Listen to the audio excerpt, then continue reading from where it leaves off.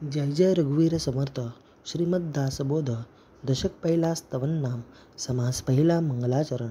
श्रीराम समर्थ. श्रोते पुसिती कोण ग्रंथ, काय बोलिले जियेथ, श्रवण केल्याने प्राप्त काय आहे. जय जय रघुवीर समर्थ. तर समर्थांनी सुरुवातच केली, जय जय रघुवीर समर्थ. अहो गर्जनाच एवढी ताकदीची दिले की ह्यांचा जय जयकार ऐकताच आतले जे आहेत त्यांचा आवाज कमी होतो ना. श्रीमद दासबोध हा नुसता श्री म्हणजे परमेश्वर आणि मत म्हणजे त्या परमेश्वराचे विचार. आता श्री म्हणजे परमेश्वर, मत म्हणजे त्याचे विचार. आता परमेश्वराचे विचार देण्यासाठी प्रत्यक्ष त्या परमेश्वरालाच यावं लागतं. कुठलाही मनुष्य त्या परमेश्वराची ओळख करून देणार नाही. त्या परमेश्वराची ओळख करून द्यायला तो परमेश्वरच प्राप्त व्हावा लागतो. आणि या समर्थ कृपेने समर्थांनी श्रीमद दासबोध या ग्रंथाच्या निमित्ताने प्रत्यक्ष त्या परमेश्वराची ओळख, प्रत्यक्ष श्रीरामाची ओळख आपल्याला त्या संत वाङ्मयातून करून दिलेली आहे. हा नुसता श्रीमद दासबोध नाही आहे, तर हा कसा आहे, हा श्रीमंत दासबोध आहे. आता एखादा बोलेल की श्रीमत आणि श्रीमंत यातला फरक काय याला कळत नाही का. फरक आहे ना, दोन्ही शब्दांमध्ये फरक आहे. तो कसला असेल ना, तर फक्त एका अनुस्वाराचा आहे. पण आज जर बघायला गेलं ना, तोच अनुस्वार आज मालकाने प्रत्येकाच्या कपाळाला लावून ठेवला आहे ना. समर्थांना दाखवायचा कुठला दासबोध आहे, तर हा कागदरूपी दासबोध नाही दाखवायचा आहे, तर हा जो मनुष्यरूपी दासबोध आहे ना, तो दाखवायचा आहे. कारण की हा जो कागदरूपी दासबोध आहे ना, हा एकदा का फाटला तर त्याला शिवता येतो, बायडिंग करता येतं. पण हा जो मनुष्यरूपी जो दासबोध आहे ना, तो जर का फाटला ना कर्मामध्ये की अधोगतीला जातो. म्हणून कुठल्याही देहाची हेळसांड न होता कामा नये. अशी पोत तिडकेनी जाणीव कोणाला झाली असेल तर ती फक्त संतांना झाली. समर्थ रामदास स्वामींना झाली. बघा ना, समर्थांनी काय पहिलाच समास दिला आहे, मंगलाचरण. त्या शब्दातच सर्वस्व आलेलं आहे. मंगलाचरण म्हणजे काय, ज्याचे चरण बघताच मनाकडे, बुद्धीकडे, नवे नवे विचारांकडे जी मांगल्यता उभी राहते, अशा चरणांना आपल्याला शरण जाता आलं पाहिजे. त्या दर्शने स्पर्शने पुण्य जोडे, त्या भाषणे नष्ट संदेह मोडे. मग असं कोणाकडे बघून होतं, ज्याने त्या संतांचे विचार अंतकरणाकडे उभे केले, नवे नवे आपल्या आचरणाकडे ज्याने उभे केले ना, त्याच व्यक्तीकडे बघून आपल्या मनाकडे समाधान प्राप्त होतं ना. म्हणून तर पहिल्या ओळीत मांडले की श्रोते पुसती कोण ग्रंथ, काय बोलले जी येतं, श्रवण केल्याने प्राप्त काय आहे, तर मनासोय विश्रांती आणि समाधान. आज बघा ना, मनुष्य खराच समाधानी आहे का हो. प्रत्येकाने विचार करावा. जेवढं मिळालंय त्यात तो समाधानी आहे का. आज मनुष्याकडे घर आहे, बंगला आहे, पैसा आहे, गाडी आहे, तरी पण तो समाधानी नाहीच आहे. कारण की कुठेतरी त्या मनाकडे जी पूर्णावस्था प्राप्त व्हायला पाहिजे, ती पूर्णावस्था श्रवण नसल्या कारणाने त्या मनुष्याकडे आज समाधान राहिलेलं नाही. साधा विचार बघायला गेला ना, बघा ना, आठवा आपले लहानपणीचे दिवस, जेव्हा आपण लहान होतो. म्हणजे जेव्हा समजा लहान होतो, काहीच कळत नव्हतं, त्या वाटायचं कधी एकदा मोठा होतो आहे नाही.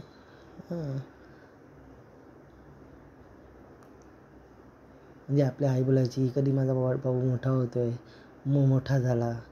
मग परत घरच्यांची मागणी असायची की आता 10वीला गेला आहे, देवा फक्त एवढं कर की याला फक्त 10वीला पास कर, म्हणजे आमचं टेन्शन संपलं. 10वीला चांगल्या मार्काने पास झालो. आता 10वी पास झाल्यानंतर परत आईवडिलांचं परत निवेदन, परत मागणं देवाकडे की फक्त याची 12वी पास कर, मग आम्हाला टेन्शन नाही. मुलगा 12वी पण पास होतो. आता मुलगा 15वीला जातो, परत आईवडिलांचं मागणं असतं की नाही, आता याला फक्त 15वी पास करा, म्हणजे आमच्या डोक्याचं टेन्शन जाणार.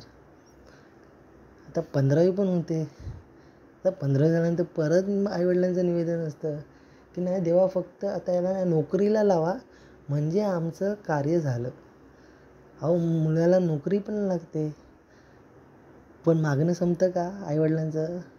परत मागतात की नाही देवा आता नोकरी भेटली ना, आता फक्त मला माहिती आहे सगळ्यांचं उत्तर सेमच असणार छोकरी मिळू दे. नाही एकदा काय याचे हात दोनाचे चार हात केले की आमचं काम झालं, मग आम्हाला पुढे विचार करायची गरज नाही.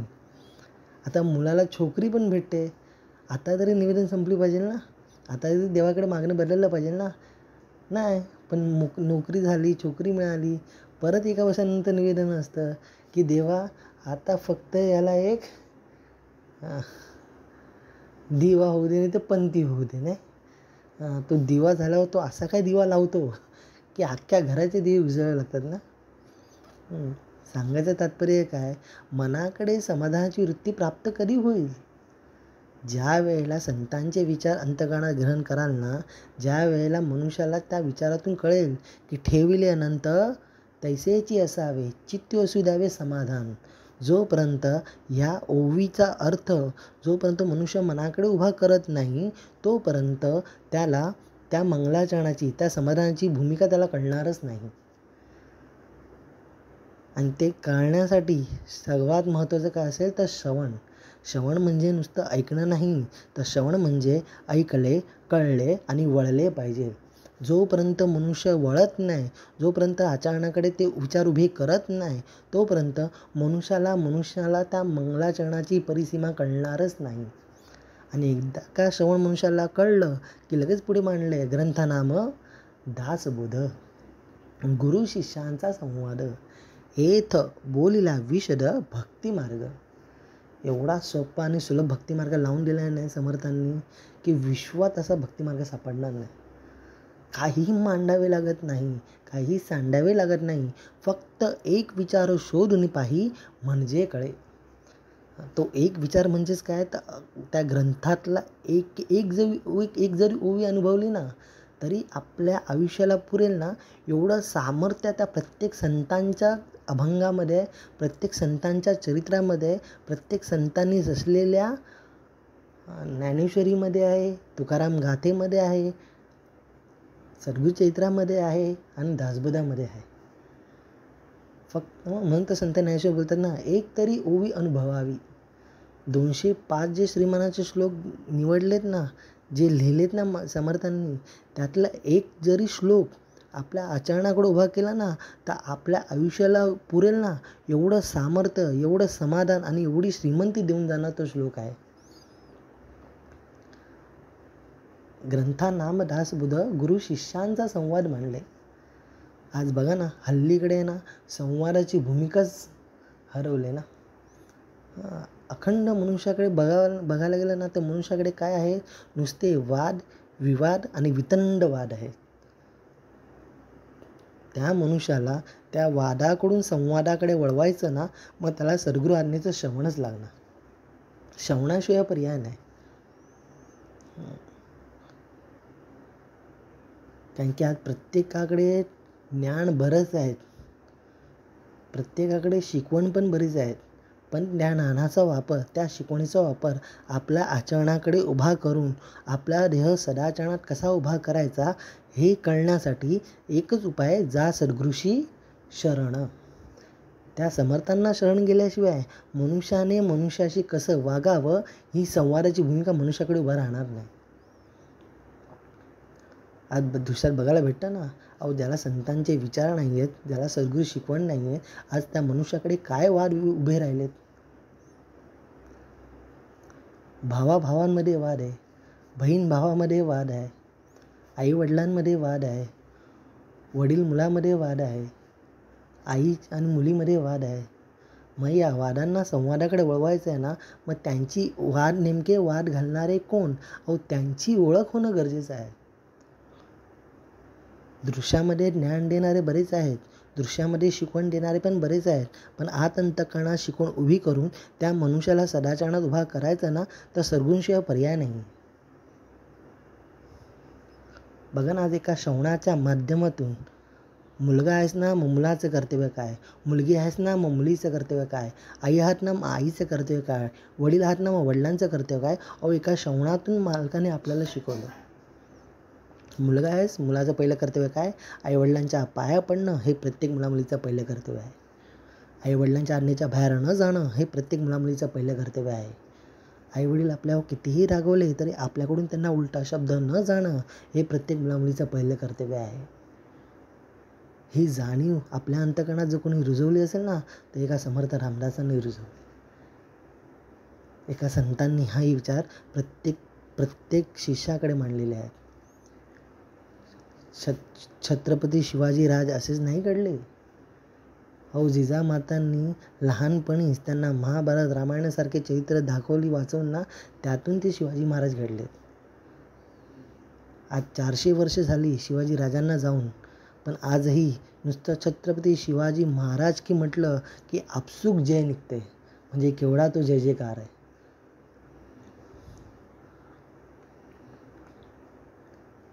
सहज त्या सुभेदाराच्या सहज ज्या वेळेला ती स्त्री दरबारामध्ये उभी राहिली ना, नुसतं पायाकडे बघितल्याबरोबर लगेच शब्द उच्चारले, अशी तर आमची आई असती, आम्ही सुंदर झालो असतो वदले छत्रपती. म्हणजे काय अंतःकरणाकडे ती शिकून उभी केली असेल त्यांनी राजांनी. जाणता राजा असंच बोलत नाही, जाणता राजा. कधी स्वतःकडे कर्तृत्व घेतलंच नाही. त्यांचेच वाक्य, हे राज्य हवे तो श्रींची इच्छा. आज वाराची भूमिका काय असेल ना मनुष्याकडे, मनुष्य सगळं कर्म करतो आणि क्रेडिट मात्र स्वतःकडे उभा करतो. संतांनी तसं कधीच केलं नाही. बघा ना, कृतयुगात पण व्यास कधीही पुढे झाले नाही, त्याने श्रीरामांना पुढे केलं. द्वापरयुगामध्ये पण संदीपनी ऋषी कधी पुढे आलेच नाही, श्रीकृष्णाला पुढे केलं. आजही समर्थांचं कार्य तेच आहे. सद्गुरू कधीही स्वतः पुढे येत नाही, आपल्या शिष्याला पुढे करतात. नाही, तुमच्यामुळे कार्य होते. पण शिष्य म्हणून आपल्याला जाणीव पाहिजे, करता करवणारा तो एक श्रीरामच आहे. अखंड स्वतःला पुढे न करता अखंड समर्थांना पुढे करता आलं पाहिजे. हे ज्याने धरलं ना अंतःकरणामध्ये, त्याला तो संवाद कळणार आहे. मग तो वादाकडे कधी जाणार नाही. वाद एवढा वाईट असतो ना, म्हणून तर श्रीमानाच्या शोकात मांडून ठेवलं ना, नको रे मना क्रोध हा खेदकारी, नको रे मना काम नाना विकारी, नको रे मना लोभ हा अंगीकारू, नको रे मना मत्सर उदंब मारू. ज्या अर्थी नको रे हा शब्द वापरतात ना, म्हणजे त्याचा लवलेशही आपल्या मनाकडे उभा राहता कामा नये. तरच तो भक्ती मार्ग कळणार आहे.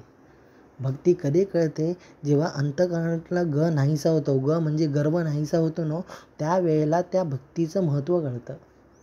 आणि एकदा का भक्ती अंतःकरणात उभी राहिली की लगेच मालकाने पुढे मांडलेच आहे, नवविधा भक्ती आणि ज्ञान.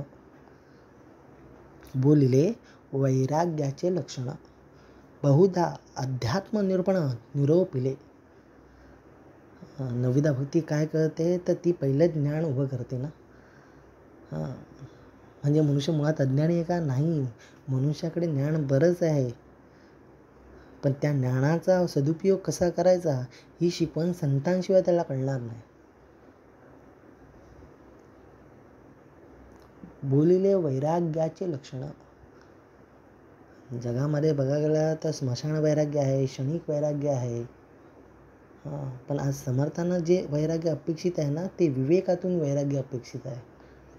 स्मशान वैराग्य फक्त स्मशानामध्ये गेला ना की तात्पुरतं वैराग्य असतं. खरंच आयुष्यामध्ये काय आनंद नाही. पण जसा त्या स्मशानातून बाहेर येतो, परत ती मायानगरी बघतो, परत बोलतो बरं जा अजून आपण जिवंत आहोत ना. स्मशान वैराग्य बोलतात त्याला. क्षणिक वैराग्य म्हणजे जोपर्यंत स्मशानामध्ये उभा असतो तोपर्यंत वाटतं नाही खरंच जीवनाला अर्थ नाही आहे. पण जसा तिथून बाहेर पडतो बोलतो आपल्याकडे खूप जीवन आहे. क्षणिक वैराग्य ना. पण समर्थांना जे वैराग्य अपेक्षित आहे ते विवेक वैराग्य अपेक्षित आहे. विवेक म्हणजे विचारातून प्रगट झालेलं वैराग्य म्हणजे विवेक वैराग्य ना. विचार वेगळे करणे, वाईट विचार वेगळे करणे. कारण की मनुष्याकडे पॉझिटिव्ह पण आहे, निगेटिव्ह पण आहेत. मग कुठल्या विचारांना जवळ करायचं आणि कुठल्या विचारांना बाजूला सारायचं, याचा जो केंद्रबिंदू आहे ना, तो केंद्रबिंदू सद्गुरूशिवाय आपल्याला पकडता येणार नाही. दृश्यामध्ये मनुष्य ज्ञानी बराच आहेत ना, मनुष्याकडे ज्ञान बरंच आहेत. त्याला विचारलं ना की आपल्या शरीरामध्ये किती विषयविकार आहेत, त्याला नावं सांगता येतात. काम आहे, क्रोध आहे, लोभ आहे, मद आहे, मत्सर, दंभ, संशय, चिंता, असे 8 प्रकारचे विषयविकार आहेत. पण त्यांचा वापर कसा करायचा हे सद्गुरूंशिवाय कोणी सांगणार नाही. दृश्यामध्ये ज्ञान देणारे बरेच आहेत, दृश्यामध्ये शिकवण देणारे पण बरेच आहेत, पण आत अंतःकरणात ती शिकवण उभी करून त्या मनुष्याला सदाचारात उभा करायचा ना, तर त्याला एकच उपाय आहे, जा सद्गुरूशी शरण. त्याला शरण गेल्याशिवाय ते वैराग्य आपल्याकडे उभं राहू शकतच नाही. आणि एकदा का ती नवविधा भक्ती, नवविधा भक्तीचा मूळ पायाच काय असेल ना, तर श्रवण हा मूळ पाया आहे. आज बघा ना, मनुष्य फक्त ऐकवायला मागतो पण ऐकायला मागत नाही. पण जो ऐकायला शिकला ना, त्याने ते विश्व जिंकलं. म्हणून समर्थ नेहमी सांगतात, जास्त करून ऐका, बोला कमी. आणि नेमकं आपलं बरोबर उलटं होतं. आपण काय करतो, आपण जास्त बोलतो, ऐकतो कमी. म्हणून तर समर्थ बोलतात ना, ऐकलेचे ऐकावे, पुन्हा पुन्हा ऐकावे, या नाव श्रवण. मग भक्तीचा मूळ पायाच काय असेल ना, तर तो म्हणजे श्रवण. श्रवण कोणासारखं असावं, तर जनक राजासारखं असावं. जनक राजा श्रवणामध्ये एवढे गुंग झाले होते की महालाला आग लागली तरी पण जाणीव झाली नाही की महालाला आग लागली. बाजूच्याला हलवायला लागलं, राजे चला, आग लागले, तेव्हा कुठे ते बाहेर आले. आपण श्रवणाला बसल्यानंतर भांडण होत असतं दुसऱ्या चाळीमध्ये, आणि आपले कान तिथे, श्रवणाकडे नाही. कोणाचं झालं असेल बरोबर. म्हणजे एवढं श्रवणाशी एकाग्र आहोत का आपण? तेवढी एकाग्रता आपल्या त्या श्रवणाकडे साधता आली पाहिजे. कारण की ज्या वेळेला ती एकाग्रता श्रवणामध्ये साधली जाईल ना, तेव्हा तो पुढचा प्रवास आहे कीर्तन. श्रवण अंतःकरणात एवढं बिंबवायचं आहे की तनामध्ये जे किरकिर करणारे आहेत ना, ते सहज तनातून बाजूला झाले पाहिजे. त्याचं नाव कीर्तन. कीर्तन म्हणजेच काय, त्या परमेश्वराचे अखंड स्तुती करणं, अखंड गुणगान गाणं म्हणजेच कीर्तन. त्या परमेश्वराचे गुणगान करताना आपल्या पिंडाकडे जराही मीपणाचा लवलेश न उभा राहता अखंड त्या परमेश्वराचीच प्रतिमा उभी करणं म्हणजेच कीर्तन. करून घेणारा तोच, करणाराही तोच, या जाणीवेने उभा राहणं म्हणजेच कीर्तन. तिसरी भक्ती दिली विष्णू स्मरण म्हणजेच नामस्मरण. चालता बोलता उठता बसता धंदा करिता अखंड नाम जपत जावे, त्या नाव विष्णू स्मरण. नामस्मरण ही भूमिका जर शिकायची ना, त्या 8 वर्षाच्या प्रल्हादाकडून शिकावी. भक्त प्रल्हाद, नुसतं प्रल्हाद नाही बोलत, तर त्याला भक्त प्रल्हाद बोलतात. आता भक्त यासाठी कारण की चालता बोलता उठता बसता अखंड नारायण नारायण जप करायचा. त्यांच्या वडिलांनी म्हणजे हिरण्यकशिपूने कितीतरी मारायचा प्रयत्न केला, कड्यावरून लोटलं तरी पण नारायण नारायण, सहज वर आले. उकळत्या तेलात टाकलं तरी पण नारायण नारायण, सहज ते तेल थंड झालं. हातीच्या पायाखाली दिलं तरी पण नारायण नारायण. म्हणजे एवढ्या सगळ्या क्रिया करताना त्या भक्त प्रल्हादाच्या मनाकडे जराही लवलेश मात्र शंका आली नाही, अरे बापरे, मला हत्तीच्या पायाखाली देत आहेत, नक्की नारायण येतील ना, असा संशयच उभा राहिला नाही. एवढा ठाम विश्वास त्या नामस्मरणावर होता. आता फक्त एवढा विचार करायचा की त्या भक्त प्रल्हादाच्या जागी आपण असतो तर नुसतं आपल्याला बोललंच ना, तुला हातीच्या पायाखाली टाकते, आपण बोललो असतो नका नका टाकू नका, थांबा मी बोलतो, हिरण्यकशिपू की जय. पण भक्त प्रल्हाद एवढा दृढ विश्वास होता. त्याला विचारलं, तुझा ईश्वर सर्वत्र आहे का? हो सर्वत्र आहे. या खांबात आहे का? हो या खांबात सुद्धा आहे. अगदी ठामपणे मांडलं. आणि मग जसा पाय मारला, जशी लात मारली, खांबामध्ये श्री नृसिंह अवतार घ्यावा लागला भक्त प्रल्हादासाठी. म्हणून तर श्रीमाच्या श्लोकात मांडून ठेवलं ना, महाभक्त प्रल्हाद हा कष्ट विला, म्हणून तया कारणी सिंह झाला. काय नामस्मरणाची भक्ती स्वीकारली असेल. आणि एकदा का नामस्मरणाकडे वळलो ना की पादसेवन सहज घडतं. चौथी भक्ती पादसेवन. काया वाचा मनोभावे सद्गुरूंचे पायी सेवावे सद्गती कारणे. शब्द बघा कसा वापरलाय, सद्गती कारणे. असं नाही म्हणलं गती कारणे, सद्गती कारणे. सद म्हणजे अखंड त्या ईश्वराच्या चरणाशीच आपला देह विलीन झाला पाहिजे. काया वाचा मनोभावे म्हणजे वरवर भक्ती काही कामाची नाही. ती भक्ती जी परमेश्वराला अपेक्षित आहे ना, ती अंतःकरणापासून अपेक्षित आहे.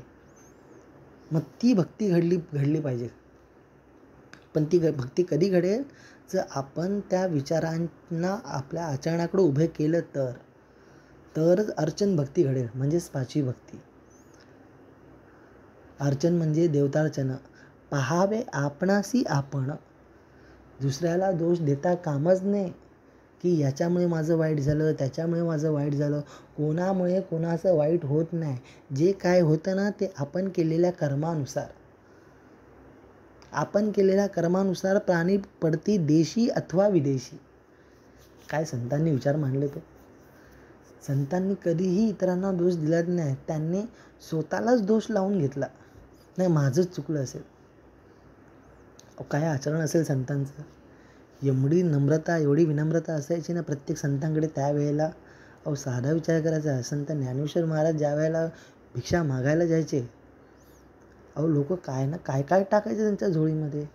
शेणाच्या गोऱ्या, कोण दगडं टाकते, कोण काय टाकते, काय काय घाण टाकायचे. तरी पण संतांनी कधीही कोणाचा द्वेष मत्सर केलाच नाही. ना हेच होतं आज माझा.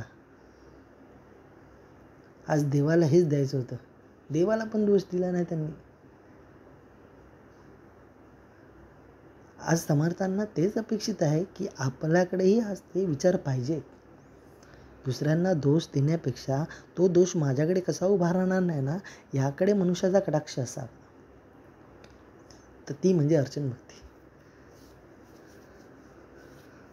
अर्चन नंतर येते वंदन. म्हणजे नमस्कारात जावे. आईवडिलांना नमस्कार करायचा. आज बघा ना, आजकालच्या दुनियेमध्ये हाय हॅलो करण्यापेक्षा दोन हात जोडून तिसरं मस्तक, किती सोप्पा नमस्काराची पद्धत आहे. आज मनुष्य संस्कृती विसरलाय. संतांनी काय केलं, संतांनी संतांच्या विचारातून परत ती संस्कृती जोपासायला घेतली. वंदन भक्तीचं उत्तम उदाहरण बघायचं झालं ना, तर नेहमी श्री हनुमंत स्वारींचं उदाहरण बघावं. नेहमी त्यांचा फोटो बघावा. कधीतरी रामाच्या देवळामध्ये गेलात ना, तिकडे बघायचं हनुमंत स्वारींनी कधीही खांद्यावर गदा उचललेला नाही आहे. जिकडे श्रीराम प्रभू आहेत ना, तिकडे नेहमी ते त्यांच्या चरणाशी हात जोडूनच उभे आहेत. जिकडे सिंगल मारुतीचं मंदिर आहे ना, तिकडे मात्र गदा खांद्यावर ठेवले का. आपली गॅरंटी नाही ना. साधा विचार करायचा. दर शनिवारी कधीतरी राऊंड मारायचा. हनुमंताच्या मंदिरामध्ये कधीतरी राऊंड मारायचा. बघायचा लोक सकाळी 7 वाजल्यापासून नुसतं डोक्यावर तेल ओ तीळ लाव, शेंदूर लाव, सगळं चिकट. कधी अचानक जर हनुमंत स्वारी जागे झाले ना, कुठे जातील सगळे. खरं हनुमंत कळलंच नाही. दास्यभक्ती कळलीच नाही. वंदन कळलीच नाही भूमिका. दास्यभक्ती म्हणून जर पहिला अधिकार कोणा बघत असेल ना, तर श्री हनुमंत स्वारी. अखंड श्री रामाला पुढे केलं. कधी स्वतःकडे कर्तृत्वपणा घेतलाच नाही. ज्या वेळेला लक्ष्मण मूर्छित होते, अख्खी संजीवनी उभी आणली ना, तेव्हा सगळ्यांनी हनुमंत स्वारींचा जय जयकार केला. वा हनुमंत स्वारीमुळे लक्ष्मण वाचला, हनुमंत स्वारीमुळे लक्ष्मण वाचले. तेव्हा एकाने विचारलं, काय बाबा तुझ्यामुळे लक्ष्मण स्वारी वाचली. तेव्हा हनुमंत सहज बोलले, माझ्यामुळे नाही, श्रीरामांमुळे वाचले. तुला कसं काय. बोलतो मी जाताना श्रीरामांचं अखंड स्मरण करत गेलो ना, म्हणून बरोबर घेऊन आलो. काय देहाकडे नम्रता असेल, काय दास्यभक्ती असेल. आपण जर त्यांच्या जागी असतो ना, लगेच आपण कॉलर टाईट केली असती. मग आपल्यासारखं कोण नाही. म्हणून दास्यभक्ती घडायची ना, तर हनुमंत स्वारीसारखी घडायची. सख्य आणि आत्मनिवेदन. सख्य करायचं तर त्या अर्जुनासारखं सख्य असावं. म्हणजे अगदी रोमांमध्ये नुसतं श्रीकृष्ण नामस्मरण. काय सख्य भूमिका घडली असेल श्रीकृष्णाबरोबर.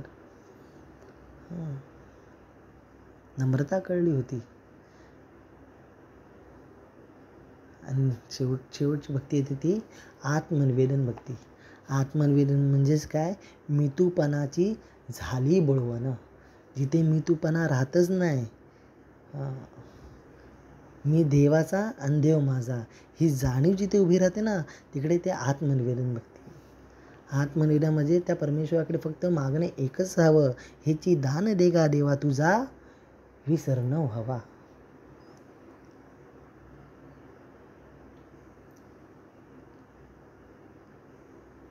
तर याच्या पुढचा जो भाग आहे तो आपण पुढील भागात बघूया. जय जय रघुवीर समर्थ.